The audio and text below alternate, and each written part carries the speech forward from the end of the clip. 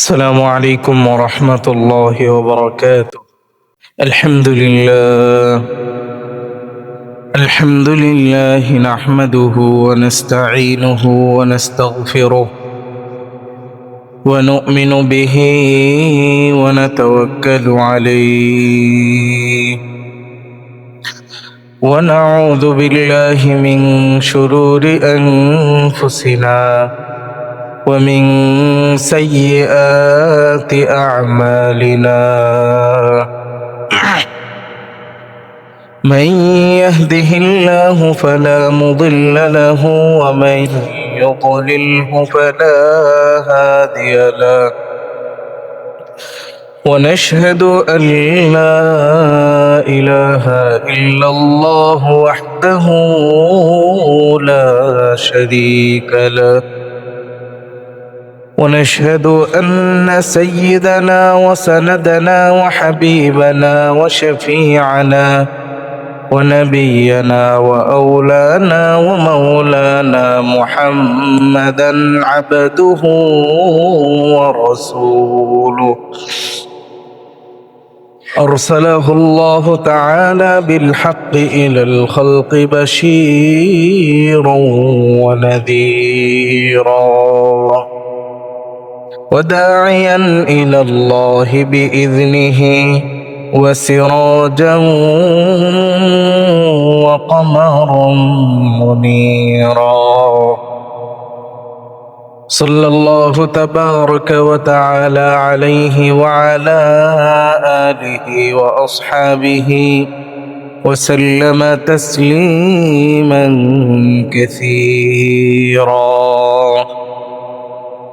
أما بعد، فأعوذ بالله من الشيطان الرجيم. بسم الله الرحمن الرحيم. إذا جاء نصر الله والفتح ورأيت الناس يدخلون في دين الله أفواجا فسبح بحمد ربك واستغفره إنه كان توابا.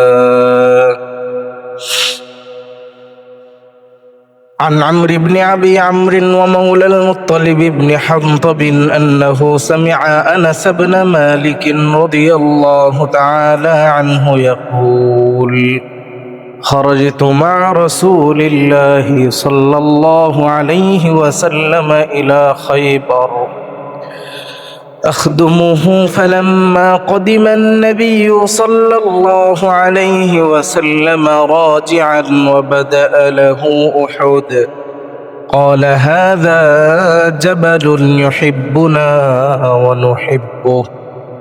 ثم أشار بيده إلى المدينة قال: اللهم إني أحرم ما بين لابتيها كتحريم إبراهيم مكة، اللهم بارك لنا في صاعنا ومدنا.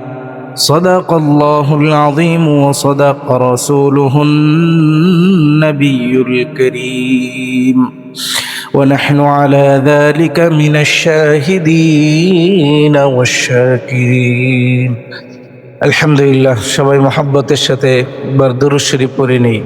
আল্লাহুম্মা সাল্লি আলা মুহাম্মাদিন ওয়া আলা আলি মুহাম্মাদ কামা সাল্লাইতা আলা ইব্রাহিম ওয়া আলা আলি ইব্রাহিম ইন্নাকা হামিদুম মাজিদ।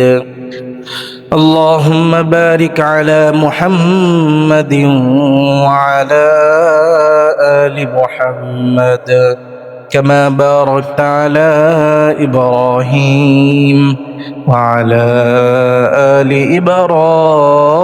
إبراهيم إنك حميد مجيد।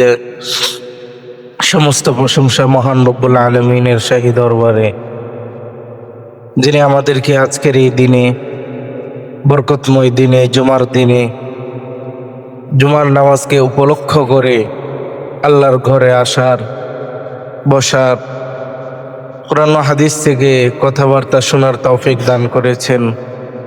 এই জন্য সকলেই কালিমাতুশ শুকর পাঠ করি, আলহামদুলিল্লাহ। মুহতারাম মুসল্লিয়ান কেরাম, আজকে ডিসেম্বর মাসের 12 তারিখ। আজ থেকে 4 দিন পর মঙ্গলবারে পালিত হবে 16 ডিসেম্বর বিজয় দিবস। বিজয় বা স্বাধীনতা একজন মানুষের অন্যতম একটি নিয়ামত। স্বাধীনভাবে চলাফেরা করা, স্বাধীনভাবে থাকতে পারা, স্বাধীনভাবে ইবাদত বন্দেগী করতে পারা, এটা আল্লাহ পাক রব্বুল আলামিনের অনেক বড় একটা নিয়ামত।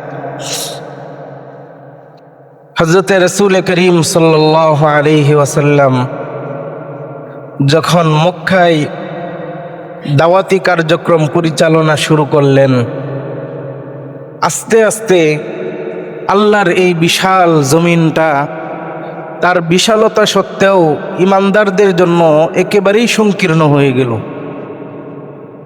মক্কার কাফেররা নানান নির্যাতন চালাইতে লাগলো। হযরতে আম্মার, হযরতে সুমাইয়া, তাদেরকে তো একদম শহীদই করে ফেললো কাফেররা নির্যাতন করতে করতে।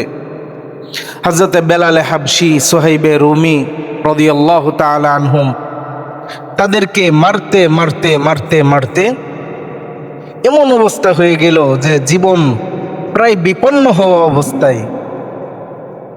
মরুভূমি, আরবের ভূমি, কি উত্তপ্ত রৌদ্র, তারপরে সেখানকার সৌদি আরবের গরম, এত প্রচণ্ডতা, সুবহানাল্লাহ, এটা কল্পনার বাহিরে।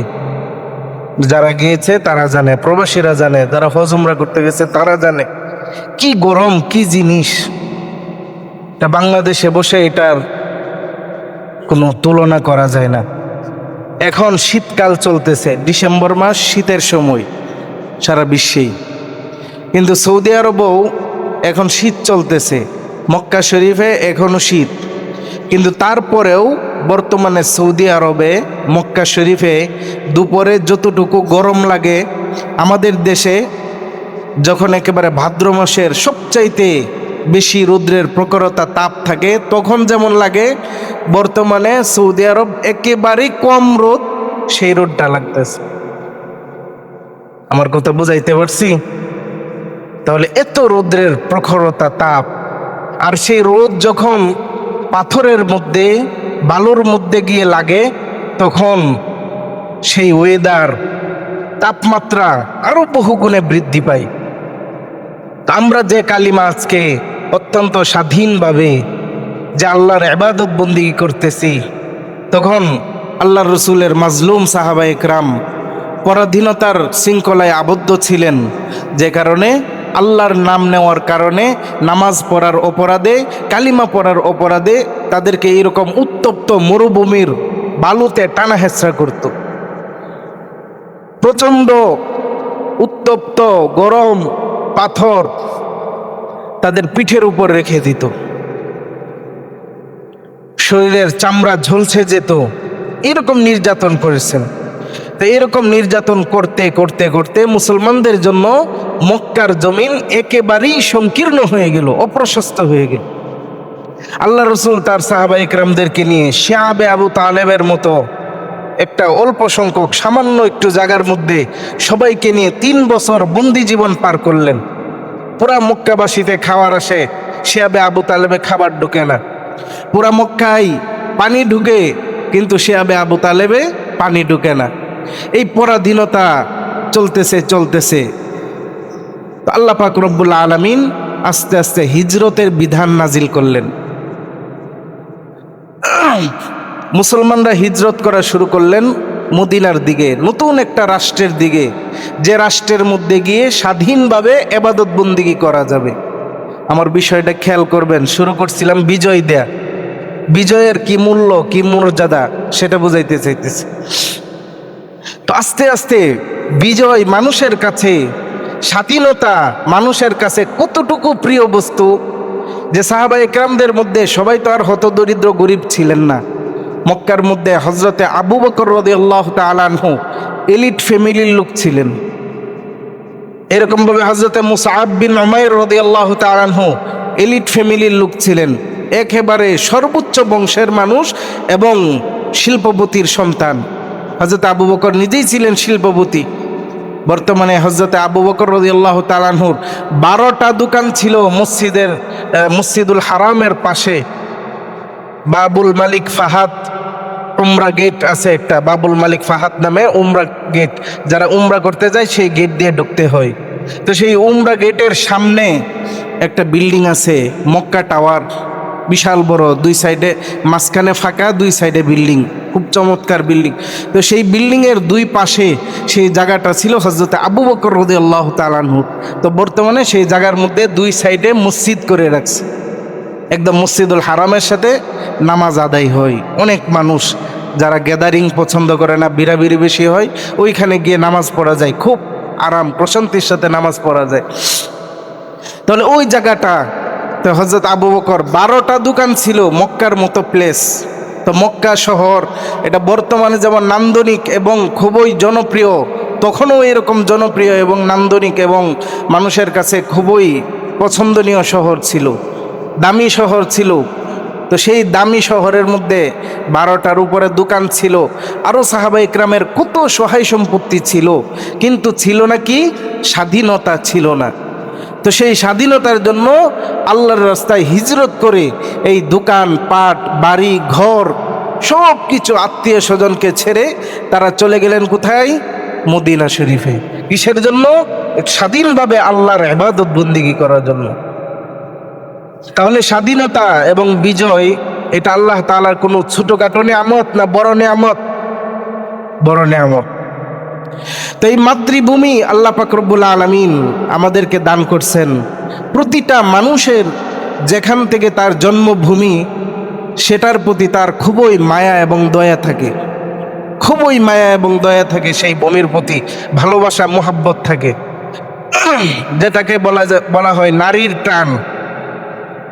যেমন সন্তান মায়ের পেট থেকে জন্মগ্রহণ করে, পুরা শরীর থাকে মায়ের থেকে আলাদা, কিন্তু নাভিটা মায়ের সাথে, শরীরের সাথে লেগে থাকে, ওইটাকে কাটতে হয়। এই জন্য দেখা যায় যে এইখানে মাদ্রাসার মধ্যে আপনি আছেন অথবা প্রবাসে আছেন, অসুস্থ হয়ে গেছেন, ওই মা বাড়ি থেকে খবর পাওয়া যায়, মা বাড়ি থেকে বলতে থাকে, বাজান আমার 2 দিন ধরে কেমন কেমন লাগতেছে, তোমার কি হয়েছে কও। পরে দেখা যায় যে আসলে ওই 2 দিন ধরে সন্তানের অসুস্থ, 2 দিন ধরে সন্তানের শরীর খারাপ। এরকম ঘটনা হয় না? এরকম হয় কি না? মা টের পাওয়া যায় সব কিছু, মা বুঝে যায় সন্তানের দুঃখ কষ্ট। তো এটাকে বলা হয় নারীর টান। মায়ের প্রতি যেমন ভালোবাসা, নিজের দেশ হুব্বুল ওয়াতন, নিজের মাতৃভূমির ভালোবাসা, সেটাও আমাদের জন্য নারীর টানের মতো। বাংলাদেশে জন্ম, প্রবাসী যারা আছে, যত উন্নত দেশেই থাকুক না কেন, যতই স্বাচ্ছন্দ্যময়ী জীবন গ্রহণ করুক না কেন, যতই 4 লাখ 5 লাখ 10 লাখ টাকা কামাই থাকুক মাসে, তারপরেও ওই মাতৃভূমিতে আসলে যে আনন্দ, মাতৃভূমির যে স্বাদ, সেটা প্রবাস থেকে পাওয়া যায় না। যখন মাতৃভূমিতে আসে বিদেশ থেকে, তখন চোখ দিয়ে জর্জর করে পানি পড়তে থাকে, দেশের মায়ায়, দেশের ভালোবাসায়। আবার যখন নিজের দেশ থেকে চলে যায়, তখনও চোখ দিয়ে জর্জর করে পানি পড়তে থাকে যে হাই, এই সোনার জমিন ছেড়ে প্রবাসে চলে যাইতেছি। প্রত্যেকটা প্রবাসীর মন থাকে একেবারে কেমন বিষণ্ণ মন থাকে, যারা দেখছেন তারাই জানেন। আমরা দেখি যখন উমরা সফরে যাই, তখন দেখি যে পুরা ফ্লাইটের মধ্যে ওই গেট দিয়ে ঢুকতেই প্রবাসী আর প্রবাসী, বাংলাদেশের প্রবাসী। হ্যাঁ, তো তারা যে যায়, এক একজনের এক এক দেশের গন্তব্যে যাইতেছে, কারো মুখে হাসি নাই, কারো চোখ দিয়ে পানি ঝরতেছে, মন চেহারা একেবারে মলিন কালো হয়ে আছে।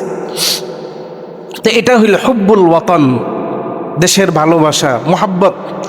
আল্লাহ রাসূল সাল্লাল্লাহু আলাইহি ওয়াসাল্লাম যখন দেখলেন কোনোভাবেই আর মক্কাতে টিকতে পারতেছেন না, আল্লাহ পাক রব্বুল আলামিন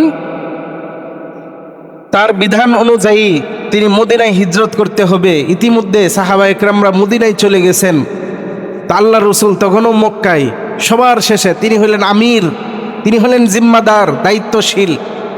এই জন্য ঘরের দায়িত্বশীল যারা আছে তার সন্তানদেরকে খাবার খাওয়াইয়া মা বোনেরা কি করে সবার পরে খায় না, সবার পরে খায়। আমরা ছোটোবেলা দেখছি যে আমাদেরকে আবার প্রথমেই খানা খাওয়াইয়া এরপরে মারা দাদিরা তারা খানা খাইতেন, কারণ তারা দায়িত্বশীল জিম্মাদার।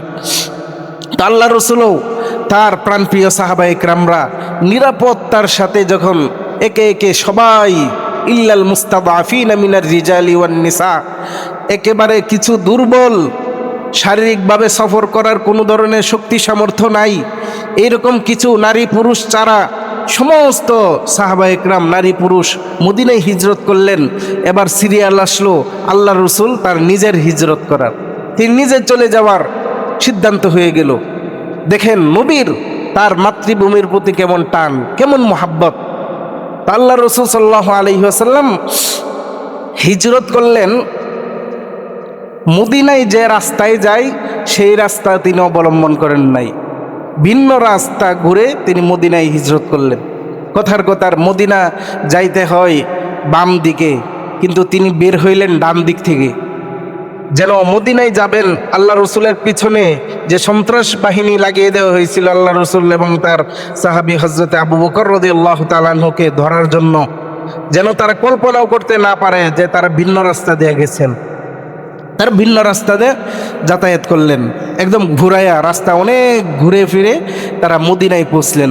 তা আল্লাহ রসুল যখন মদিনা থেকে মক্কা থেকে বের হয়ে গেলেন, আল্লাহ তাআলা আমি দোয়া করি সবাইকে বাইতুল্লাহ জিয়ারতের তৌফিক দান করেন। তো ওইখানে মক্কা শরীফে নাম মনে রাখবেন, আল্লাহ যখন নেওয়াইবে তখন ওই জায়গাটা দেখে আমার কথা মনে করবেন যে হুজুরে বলছিল জায়গাটার নাম। খুবই প্রসিদ্ধ একটা জায়গা, রাস্তা, সেটার নাম হলো শারে ইব্রাহিম খলিল, মানে ইব্রাহিম খলিল রুট। একদম বাইতুল্লাহর পাশে ক্লক টাওয়ার দেখছেন না, একটা ঘড়ির বিল্ডিং বিশাল লম্বা 120 তলার উপরে, সেই বিল্ডিংয়ের পাশেই যে রাস্তা গেছে বিশাল বড় রাস্তা, এই রাস্তাকে বলা হয় ইব্রাহিম খলিল রুট। অর্থাৎ হযরতে সাইয়্যিদুনা ইব্রাহিম আলাইহিস সালাতু ওয়াস সালাম তিনি তার সন্তান এবং হাজারা রাদিয়াল্লাহু তাআলা আনহা তাদেরকে নিয়ে যে তিনি সিরিয়া থেকে আল্লাহর হুকুমে মক্কা শরীফে ছোট বাচ্চা ইসমাইলকে নিয়ে আসছিলেন, এই রাস্তা দিয়ে আসছিলেন। এই জন্য এই রুট ওই হাজার হাজার বছর আগে থেকে নাম হয়ে গেছে ইব্রাহিম খলিল রুট, হযরত ইব্রাহিম আলাইহিস সালামের নামে। তা আল্লাহ রসুল সেই আমাদের জাতির পিতা হযরতে ইব্রাহিম আলাইহিস সালাতু ওয়াস সালাম যে রাস্তা দিয়ে আগমন করছিলেন সেই রাস্তা দিয়ে বের হইলেন। তো এই রাস্তার নাম হয়ে গেছে দুইটা, একটা হলো ইব্রাহিম খলিল রুটও বলে, আবার বলে শারে আল হিজরা। শারে মানে রাস্তা, বড় রাস্তাকে কি বলা হয় আরবিতে? শারিউন, রাস্তা। আল হিজরা মানে হিজরতের রাস্তা। তো ওইখানে বিশাল বড় আরবিতে লেখা আছে, ইংরেজিতেও লেখা আছে মিসফালা। একটা এই নামটাও শুনবেন, মক্কাতে যাওয়ার পরে মিসফালা একটা গোল চত্বর আছে, ওইখানে এই নামটা খুবই প্রসিদ্ধ, যে কোনো হাজিদের মুখে শুনবেন। এই অঞ্চলে যারা বাংলাদেশি তারা গিয়ে বেশিরভাগ ওই দিক দিয়ে হোটেলে থাকে, মিসফালা নাম। তো সেই মিসফালা কুবরি, সেখান থেকে বাইতুল্লাহ শরীফ, এখন তো বিশাল বড় বিল্ডিং হয়ে গেছে, বাইতুল্লাহ দেখা যায় না, কিন্তু ওই সময় বাইতুল্লাহ শরীফ দেখা যাইতো সরাসরি অনেক দূর থেকে, 4-5 কিলোমিটার 10 কিলোমিটার দূর থেকে বাইতুল্লাহ শরীফ দেখা যাইতো। কারণ বাইতুল্লাহ শরীফের উচ্চতার মতো কোনো বিল্ডিং, কোনো ঘরবাড়ি তখন ছিল না, নিষেধ ছিল। তো হযরতে রাসূল করিম সাল্লাল্লাহু আলাইহি ওয়াসাল্লাম সেই শারে হিজরা, হিজরতের রোড, সেখান দিয়ে মিসফালা কুবরি, এটার আশপাশে সেখানে দাঁড়িয়ে মক্কার দিকে তাকায় আছেন। দেখেন কেমন ভয়ঙ্কর মুহূর্ত, কাফেররা যে কোনো সময় পেছন থেকে ধাওয়া করবে, ধরে ফেলতে পারে, কিন্তু তারপরেও হযরতে রাসূল করিম সাল্লাল্লাহু আলাইহি ওয়াসাল্লাম সেখানে গিয়ে থেমে গেলেন। থেমে গিয়ে সামনের দিকে যাইতেছেন, কিন্তু তিনি উল্টা দিকে ফিরলেন, ওই বাইতুল্লাহর দিকে। বাইতুল্লাহ এই দিকে, আল্লাহ রসুলের গন্তব্য এই দিকে, কিন্তু তিনি এই দিকে বাইতুল্লাহর দিকে ফিরলেন। বাইতুল্লাহর দিকে ফিরতেছেন আর চোখ দিয়ে ঝরঝর করে পানি পড়তেছে, আর আল্লাহ রসুল বলতেছেন, বিভিন্ন কিতাবের বর্ণনায় এসেছে, আল্লাহ রসুল সাল্লাল্লাহু আলাইহি ওয়াসাল্লাম বলতেছেন, ওয়াল্লাহি ইন্নী লা আ'লামু আন্নাকি আহাব্বু বিলাদিল্লাহি ইলাইয়া ওয়া আন্নাকি আহাব্বু আরদিল্লাহি ইলাল্লাহি আযজা ওয়া জাল ওয়া আন্নাকি খায়রু বুকআতিন আলা ওয়াজহিল আরদ ওয়া আহাব্বুহা ইলাল্লাহি তাআলা ওয়ালাউলা আন্না আহলাকা আখরাজুনি মিনকুমা খারাজতু। আল্লাহ রসুল চোখ দিয়ে পানি ফেলতেছেন আর জোর জোর করে এই কথাগুলো বলতেছেন, ওয়াল্লাহ, আল্লাহর কসম, হে মক্কা, আল্লাহর কসম, ইন্নী লা আ'লামু, নিশ্চয় আমি জানি, আন্নাকি আহাব্বু বিলাদিল্লাহি ইলাইয়া, আমি জানি তুমি মক্কা আমার কাছে এই আল্লাহর জমিনে যত জমিন আছে, যত জায়গা আছে, সমস্ত জায়গা, সমস্ত স্থান, সমস্ত মাতৃভূমির তুলনায় তুমি মক্কার ভালোবাসা আমার হৃদয়ে সবচাইতে বেশি। ওয়াল্লাহি ওয়া আন্নাকি আহাব্বু আরদিল্লাহি ইলাল্লাহি আযজা ওয়া জাল, এবং হে মক্কা, এটাও আমি জানি যে তুমি হলে এই পৃথিবীর মধ্যে আল্লাহর কাছে সবচাইতে প্রিয় ভূমি, আমি নবীর কাছেও সবচাইতে প্রিয় ভূমি, এবং আল্লাহর কাছেও সবচাইতে দামি জায়গা, দামি ভূমি হলে তুমি মক্কা।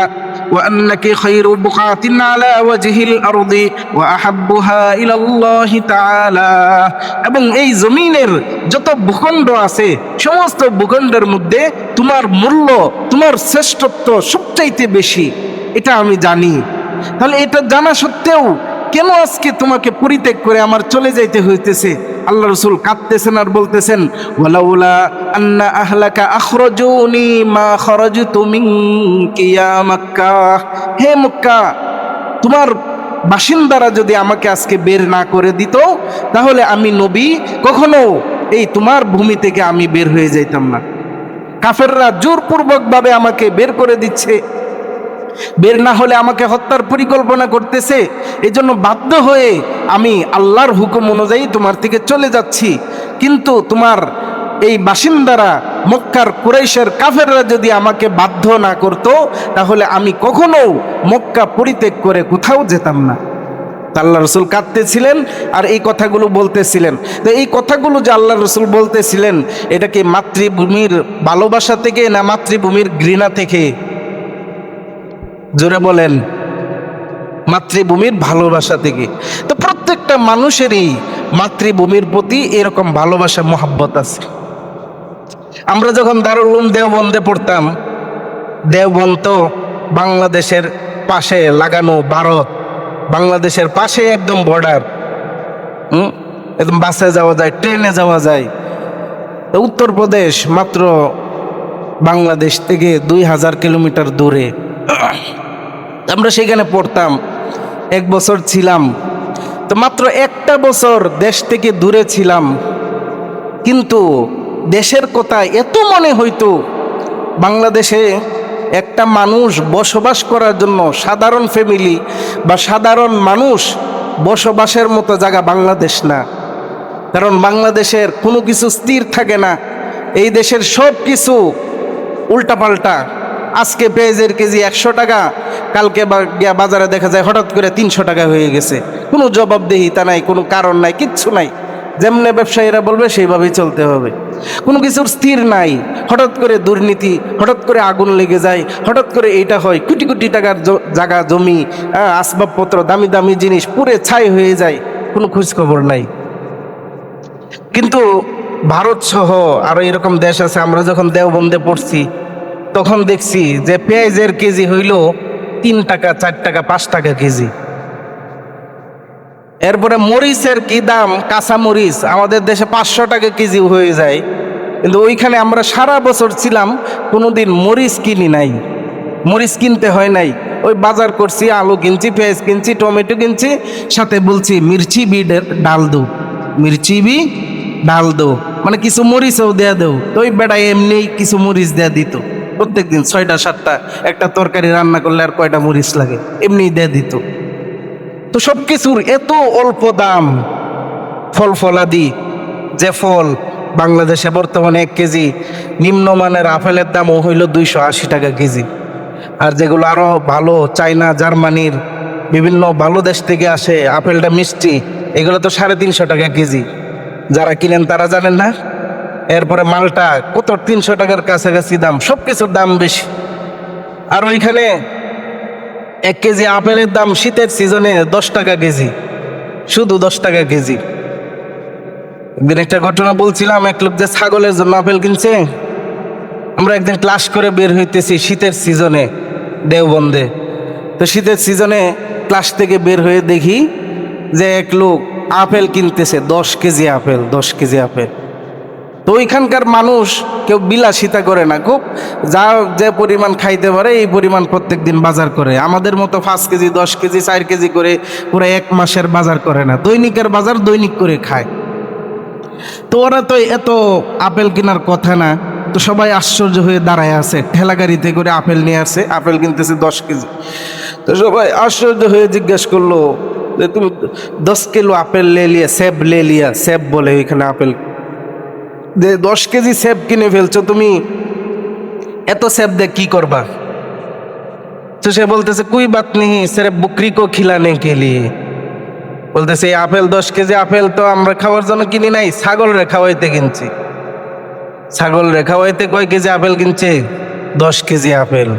তাহলে ওইখানকার ফলের দাম হইলে এরকম, বেদানা আনার টকটকে লাল 30 টাকা 40 টাকা কেজি। অর্থাৎ আমি এটাই বলতে চাইতেছি যে ওইখানকার খাবারের মূল্য, মানুষের বসবাসের মূল্য সবকিছু একেবারে পানির দরে। গরুর গোস্ত 80 টাকা কেজি, আমি নিজে কিনছি। মহিষের গোস্ত 120 টাকা কেজি, তাও হাড্ডি ছাড়া। এত অল্প দাম সব কিছু, কিন্তু তারপরেও মনের মধ্যে শান্তি নাই। মনের মধ্যে খালি মন বলে বাংলাদেশ বাংলাদেশ। যে কোনো একজন মেহমান আসলে বাংলাদেশ থেকে মনে হয়েছে দিল কলিজা প্রশান্তি হয়ে গেছে। মেহমানদারি করছি, নিয়ে নিয়ে ঘুরে ঘুরে সব কিছু দেখাইছি।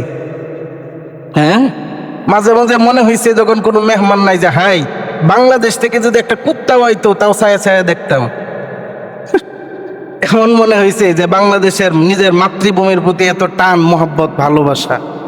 হ্যাঁ, তো যাই হোক, এরকম সব মানুষেরই মাতৃভূমির প্রতি এরকম ভালোবাসা মোহব্বত থাকে, আমি এটাই বুঝাইতে চাইতেছি। তো দেখেন আল্লাহ রসুল সাল্লাল্লাহু আলাইহি ওয়াসাল্লাম, তিনি একজন নবী, তার আবেগের কোনো বিষয় হয় না, তিনি সরাসরি আল্লাহর হুকুম অনুযায়ী কাজ করবেন। কিন্তু তারপরেও ওই মক্কার জমিনে দাঁড়ায় কাঁদতেছেন, আর ওই শিশু বাচ্চার মতো আল্লাহর কাছে এইগুলো বলতেছেন যে মক্কা, তুমি তো আমার কাছে খুব প্রিয় জমিন, তুমি তো এই দুনিয়ার শ্রেষ্ঠ জমিন, তোমাকে ছেড়ে আমার কাফেরদের বাধ্য করছে, এই জন্য যাইতে হইতেছে, আর না হলে আমি কখনো তোমার থেকে ফেরাত হইতাম না, বিচ্ছিন্ন হইতাম না। তো আল্লাহ পাক রব্বুল আলামিন তার রাসূলকে সাথে সাথে সান্ত্বনা দিলেন। আল্লাহ পাক রব্বুল আলামিন আয়াত নাযিল করলেন, ইন্নাল্লাযী ফারাদা আলাইকাল কুরআনা লারাদ্দুকা ইলা মাআদ। সূরা কসসের 85 নম্বর আয়াত। আল্লাহ পাক রব্বুল আলামিন বলেন, ইন্নাল্লাযী ফারাদা আলাইকাল কুরআন, হে নবী, যে আল্লাহ আপনার উপর কোরআনের বিধান নাজিল করে কোরআনকে বিধান বানাইছেন, যে আল্লাহর হুকুমে আজকে আপনাকে মক্কা ত্যাগ করতে হইতেছে, আমি আল্লাহ আপনাকে গ্যারান্টি দিলাম, লারাদ্দুকা ইলা মাআদ, অতি সত্বর অবশ্যই অবশ্যই আজকে আপনি অসম্মানের সাথে মক্কা ত্যাগ করতেছেন, কিন্তু আল্লাহ পাক রব্বুল আলামিন অতি দ্রুত সময়ের মধ্যে সসম্মানে আপনাকে মক্কায় ফেরত নিয়ে আসবেন। তা আল্লাহ তাআলার অতি দ্রুত কয় বছর পরে হয়েছে? 9 বছর পরে। আল্লাহ রসুল 9 বছর পরে একদম রাষ্ট্রপ্রধান হয়ে ইসলামী হুকুমত কায়েম করে মক্কা বিজয় করে তারপরে মক্কার মধ্যে সম্মানের সাথে ঢুকছেন। ফতে মক্কা হয়ে গেছে, মক্কা বিজয় হয়ে গেছে। এই ছিল আল্লাহ রসুলের দেশপ্রেম, দেশের প্রতি মোহাব্বত এবং ভালোবাসা। তো আল্লাহ রসুল যখন এই মক্কা স্বাধীন হয়ে গেল, মক্কা স্বাধীন হয়ে যাওয়ার পরে, আচ্ছা এর আগে আরেকটা ঘটনা, ছোট্ট ঘটনা বলে ফেলি। তো দেখেন মক্কা ছেড়ে যখন আল্লাহ রসুল মদিনায় চলে গেলেন, মদিনায় যাওয়ার পরে মদিনা হয়ে গেল আল্লাহ রসুলের সেকেন্ড হোম। সেকেন্ড হোম বুঝেননি? দ্বিতীয় বাসস্থান, দ্বিতীয় দেশ হয়ে গেল মদিনা শরীফ। তো আল্লাহ রসুল তখন এই মদিনাকে এত মহব্বত করতেন, এত ভালোবাসতেন, যে হাদিসের মধ্যে আসছে, বুখারী শরীফের বর্ণনা, আল্লাহ রসুল যখন দূরে কোথাও সফরে যাইতেন, দূরে কোথাও সফরে যাইতেন, তখন আসার সময় ফেরার পথে তিনি তার উট বা ঘোড়ার গতিকে বাড়াইয়া দিতেন, খুব আগ্রহ ভরে মদিনায় আসতেন। এবং দূর থেকে যখন উহুদ পাহাড় দেখতেন, আল্লাহ রসুলের উচ্ছ্বাস আনন্দ আরো বেড়ে যেত। তিনি বলতেন, হাদা জাবালু উহুদ ইউহিব্বুনা ওয়া নুহিব্বু। ওই তো উহুদ পাহাড় দেখা যাইতেছে, এই পাহাড় আমাকে ভালোবাসে, আমিও এই পাহাড়কে ভালোবাসি, এই পাহাড় আমাদের সবাইকে ভালোবাসে, ওয়া নুহিব্বুহু, আমরা সবাই এই পাহাড়কেও ভালোবাসি। আল্লাহ রসুল এই পাহাড়ের প্রতি এত মোহব্বত হয়ে গেছে, উহুদ পাহাড় দেখে তিনি আনন্দিত হয়ে যেতেন এবং ওই তো আমাদের মদিনা বলে আনন্দ প্রকাশ করতেন। এবং আল্লাহ রসুল আল্লাহর কাছে দোয়া করে বলতেছেন, দেখেন নিজের দেশ পরিত্যাগ করে আরেক জায়গায় চলে যাওয়া, যেখানের হাওয়া বাতাস খানা পিনা কিছুই মিল নাই, কোনো কিছুই মিল নাই। হাওয়া বাতাস ছিল, মদিনার হাওয়া বাতাস ছিল একেবারে খুবই নিম্নমানের, যেই যাইতো সেই জ্বরে আক্রান্ত হয়ে যাইতো, জন্টিস হয়ে মারা যাইতো। তা সাহাবা একরামরা যাওয়ার পরে হযরতে বেলাল রাদিয়াল্লাহু তাআলা আনহু, হযরতে আবু বকর রাদিয়াল্লাহু তাআলা আনহু, তারা জ্বরে আক্রান্ত হয়ে একদম ছটফট করতেছে, এমন গায়ে জ্বর আসছে। তো হযরতে বেলাল রাদিয়াল্লাহু তাআলা আনহু, বুখারী শরীফের বর্ণনা, আম্মাজান আয়েশা রাদিয়াল্লাহু তাআলা বলেন যে হযরতে বেলাল রাদিয়াল্লাহু তাআলা আনহু ছিলেন খুবই ছটফট প্রকৃতির মানুষ, সহ্য করতে পারতেন না বেশি। তো যখন প্রচণ্ড জ্বর আসতো তখন তিনি একটা শের বলতেন, বুখারী শরীফের মধ্যে আসছে সেই শেরটা, কবিতাটা, যে তিনি কবিতার মাধ্যমে বলতেন যে হাই এমন একটা রাত কখন আসবে যে মক্কার ইজখির গাছটা মক্কাতে ছিল, যে সেই মক্কার ইজখির ঘাসের সাথে পানির সাথে আমি আবারও বসবাস করতে পারবো, এই সময়টা কখন আসবে। মানে ওই মদিনায় শুয়ে শুয়ে ওই মক্কার এক রাত থাকার জন্য তারা আফসোস করতেন এবং মনের মধ্যে দুঃখ নিতেন, কষ্ট নিতেন। আল্লাহ রসুল আল্লাহর কাছে দোয়া করা শুরু করলেন, আল্লাহুম্মা হাব্বিব ইলাইনাল মাদিনা কামা আহবাবতা ইলাইনা মক্কাতা ওয়া আকসারা মিন যালিকা। বুখারী শরীফের বর্ণনা। আল্লাহ রসুল দোয়া করে বলতেছেন, আল্লাহ গো, আমার মাঝে, আমার সাহাবীদের মাঝে মদিনার ভালোবাসাকে, যেমন তারা মক্কাকে ভালোবাসে, মক্কার থেকে মদিনার ভালোবাসাকে আমাদের অন্তরে সমান পরিমাণ করে দাও, অথবা মদিনার ভালোবাসা মক্কার ভালোবাসা থেকে ডাবল করে দাও, আরো বেশি করে দাও। মদিনার ভালোবাসার জন্য আল্লাহর কাছে দোয়া করতেন। এবং আল্লাহ রাসূল সাল্লাল্লাহু আলাইহি ওয়াসাল্লাম বলতেছেন যে আল্লাহুম্মা ইন্নী উহাররিমু মা বাইনা লাবাতাইহা কাতাহরিমি ইব্রাহিম। মক্কা শরীফকে বলা হয় হারাম শরীফ। এই হারাম শরীফের নির্দিষ্ট একটা জায়গা আছে, যে জায়গার ভিতরে ঢুকলে একজন কাতেল, একজন হত্যাকারীকেও সেও নিরাপদে থাকে, মশামাছি মারাও নিষেধ। যে অঞ্চলে যে এলাকা সেটাকে বলে হারাম শরীফ। তো হারাম শরীফের ঢুকারও একটা সীমানা আছে, বের হওয়ারও সীমানা আছে। ঢুকার সীমানার মধ্যে লেখা আছে আরবিতে বিদায়াতুল হারাম, আর ইংরেজিতে লেখা দা হারাম ইজ স্টার্ট, হারাম শুরু হচ্ছে। এরপরে ওই আবার যখন হারামের অঞ্চল শেষ হয়ে যায় লেখা থাকে নিহায়াতুল হারাম, হারামের অঞ্চল শেষ। মানে এই অঞ্চলের ভিতরে কোনো কাফের মুসলমান, কোনো কাফের বেঈমান ইহুদি খ্রিস্টান বিধর্মী ঢুকতে পারে না, একমাত্র মুসলমানরা ঢুকতে পারে। তো আল্লাহ রসুলও এইরকম মক্কার মতো মদিনাকেও, সেই মক্কার হারামটা কে নির্ধারণ করছেন? হযরত ইব্রাহিম আলাইহিস সালাম। তো হযরত রাসূল করিম সাল্লাল্লাহু আলাইহি ওয়াসাল্লাম বলতেছেন, আল্লাহ মক্কার দুই পাহাড়ের মধ্যবর্তী স্থানকে যে এরকম ভাবে হযরত ইব্রাহিম আলাইহিস সালাম হারাম শরীফ ঘোষণা করেছেন, আমি নবী মুহাম্মদুর রাসূলুল্লাহ এই মদিনার দুই পাহাড়ের মধ্যবর্তী অঞ্চলকে আমি হারাম ঘোষণা করলাম, আপনি এটাকে হারাম শরীফ হিসাবে কবুল করেন। তা আল্লাহ পাক রব্বুল আলামিন এই মদিনাকেও হারাম শরীফ হিসাবে কবুল করলেন। মদিনাতেও আছে বিদায়াতুল হারাম, নিহায়াতুল হারাম। এই পুরা প্রায় 8-10 কিলোমিটার মাঝখানের অঞ্চল, এর ভিতরে কোনো খ্রিস্টান বিধর্মী ঢুকতে পারে না। এই জন্যই সৌদির বাদশাকে বলা হয় খাদিমুল হারামাইন শরীফাইন, দুই হারাম শরীফের খাদেম। দুই হারাম শরীফের খাদেম। দুই হারাম শরীফ কোনটা? একটা হলো মক্কার হারাম আর একটা মদিনার হারাম। এই দুটোটাকে মিলায়ে বলা হয় হারামাইন শরীফাইন, দুই হারাম শরীফ। বুঝতে পারছেন?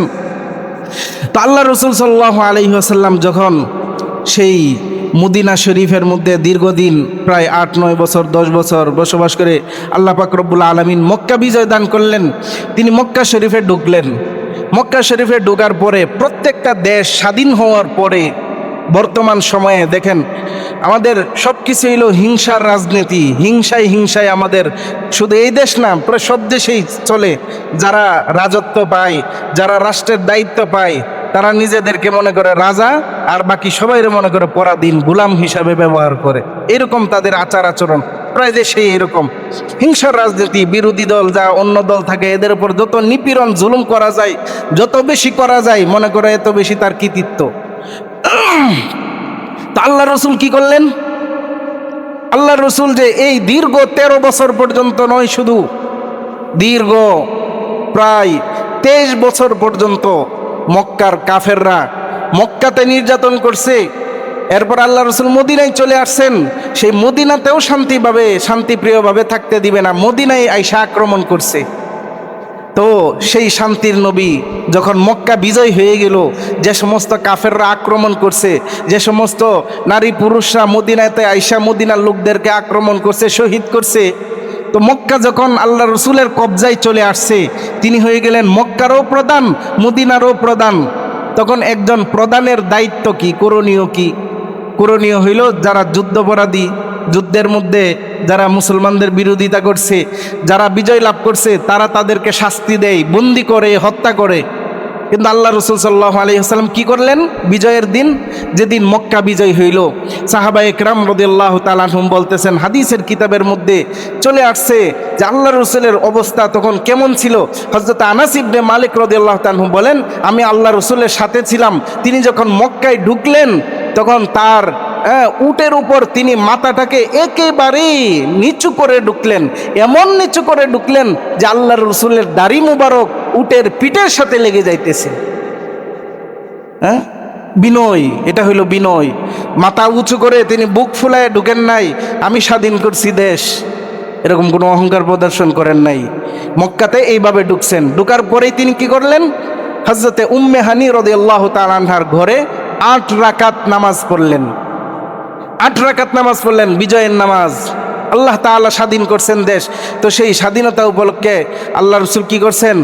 ওই মক্কার গায়িকা নায়িকা এদেরকে নিয়ে নাচ গান করাইছেন, খেলাধুলার আয়োজন করছেন। কি করছেন? 8 রাকাত নামাজ পড়ছেন। 8 রাকাত নামাজ পড়ার পরে তিনি মক্কা শরীফে ঢুকলেন, বাইতুল্লাহ শরীফ তওয়াফ করলেন।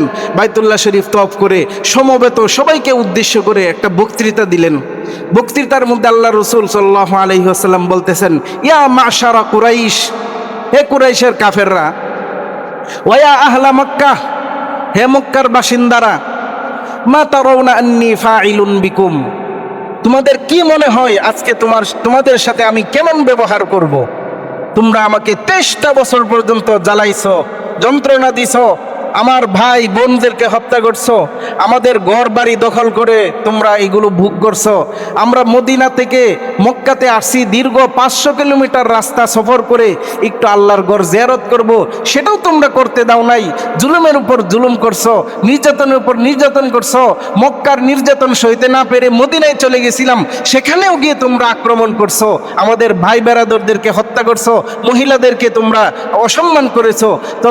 এখন তোমাদের সাথে আমি কেমন ব্যবহার করতে পারি বলো? তখন চোরের মন পুলিশ তারা বলতেছে, দেখেন কি কথা বলতেছে, নাকুলু খায়রা ওয়া নাযুন্নু খায়রা, আখুন কারীমুন ইবনু আখিন কারীমুন ওয়া ক্বাদ কুদিরতা। মক্কার বাসিন্দারা সমস্বরে বলল, হে নবী, আপনি ছোটবেলা থেকেই আমরা জানি শ্রেষ্ঠ মানুষ, আপনি শ্রেষ্ঠ ভাই, আপনি শ্রেষ্ঠ পিতা, আপনি যারা বৃদ্ধ তারা বলেছে আপনি আমাদের শ্রেষ্ঠ সন্তান। তবে আমরা যে অপরাধ করেছি এত দীর্ঘ সময় ধরে, ওয়াকাদ কুদিরতা, আপনি যে সমাধানই দেন, আপনি যে বিচারেই করেন, সেটার জন্যই আমরা উপযুক্ত, সেই বিচার আমরা মেনে নিতে প্রস্তুত। আল্লাহ রসুল বলতেছেন, ফাকালা রাসূলুল্লাহ সাল্লাল্লাহু আলাইহি ওয়াসাল্লাম ফাইন্নী আকুলু কামা ক্বালা আখি ইউসুফ, হে মক্কার বাসিন্দারা, আজকে তোমাদেরকে আমি কোনো শাস্তি প্রদান করব না। আজকে আমি হযরতে ইউসুফ আলাইহিস সালাম যখন ভাইদের নির্যাতন দীর্ঘ সময় সহ্য করেছেন, স্বাধীন মানুষ পরাধীন হয়েছেন, গোলাম হয়ে মিশরের কাছে বিক্রি হয়ে গেছেন, মিশরের রাজত্ব পেয়েও ভাইয়েরা ষড়যন্ত্র থামে নাই। সেই সমস্ত ভাইরা যখন হযরতে ইউসুফের কাছে ধরা খাইলেন, হযরতে ইয়াকুব আলাইহিস সালাম এবং তার মা ভাইয়েরা সবাই একত্রিত হইলেন। তখন হযরতে ইউসুফ আলাইহিস সালাম যে কথা বলেছিলেন, আজকে আমি নবীও সেই কথা বলবো।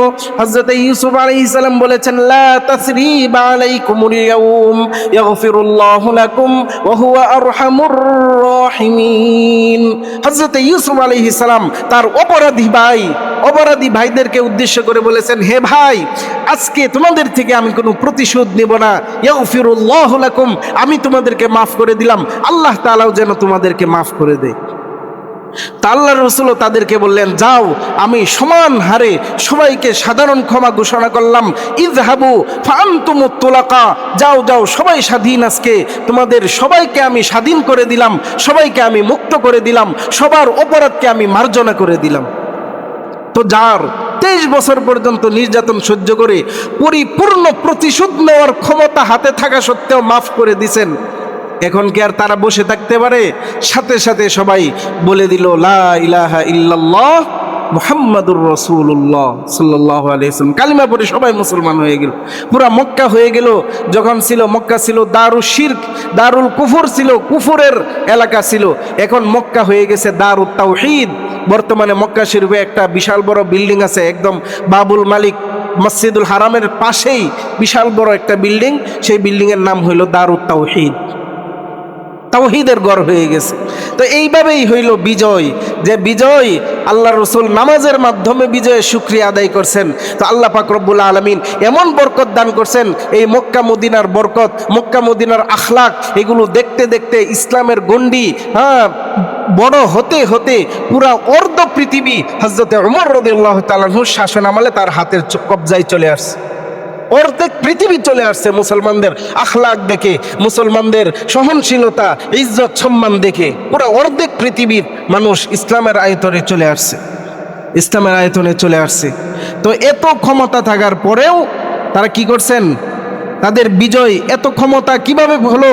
কারণ তারা বিজয়ের দিন তারা কি করছেন? নামাজ পড়ছেন, আল্লাহর কাছে ক্ষমা চাইছেন, আল্লাহর কাছে বরকতের জন্য দোয়া করছেন, তাদের তাকওয়া তাহারত বৃদ্ধি করে দিয়েছেন। এই জন্য আল্লাহ পাক আসমান থেকে রহমতের বৃষ্টি নাজিল করছেন, সব কিছুতে বরকত আর বরকত দিয়ে ভরপুর হয়ে গেছে। আর এখন আমাদের দেশের বিজয় দিবস শুরু হইল নাচ গান দেয়া, গান দেয়া শুরু হয়, নাচ দেয়া, মেয়েদের স্কুলের মেয়েদের নাচ দেয়া অনুষ্ঠান শুরু হয়, নাচে গান গায়। এরপরে যেগুলোর দ্বারাতে আল্লাহর গজব শুরু হবে, সে আল্লাহর গজবের মাধ্যমে শুরু হয় আমাদের দেশের অনুষ্ঠান। এই জন্য দেখতেই আছেন, স্বাধীন হয়ে গেছে দেশ, 55 বছর হয়ে গেছে, এখনও আমাদের ভাগ্য আগে যেমন ছিল তেমনই রয়ে গেছে। এবং দেশ যদি এভাবে চলতে থাকে, হাজারো সরকার পরিবর্তন হবে, হাজারো সরকার পরিবর্তন হবে, কিন্তু দেশের কোনো উন্নতি তারা কি কখনো হবে না, যতক্ষণ পর্যন্ত এই দেশ থেকে হারাম কাজ, যতক্ষণ পর্যন্ত অবৈধপন্থা, বেহায়াপনা দূর না হয়ে, অশ্লীলতা সব কিছু দূর হয়ে যতক্ষণ পর্যন্ত ইসলামের শান্তি প্রতিষ্ঠিত না হয়, ততক্ষণ পর্যন্ত এই দেশে শান্তি প্রতিষ্ঠা হবে না। আল্লাহ পাক রব্বুল আলামিন আমাদেরকে এই কথাগুলো বুঝার, অনুধাবন করার তৌফিক দান করুন। আমাদের এই সোনার বাংলাদেশকে প্রকৃত পক্ষে সোনার বাংলা হিসাবে ইসলামের ছায়াতলে গড়ে তোলার তৌফিক দান করুন। আমিন। ওয়া আখিরু দাওয়ানা আনিল হামদুলিল্লাহি রাব্বিল আলামিন। যারা সুন্নাত আদায় করেন আদায় করেন।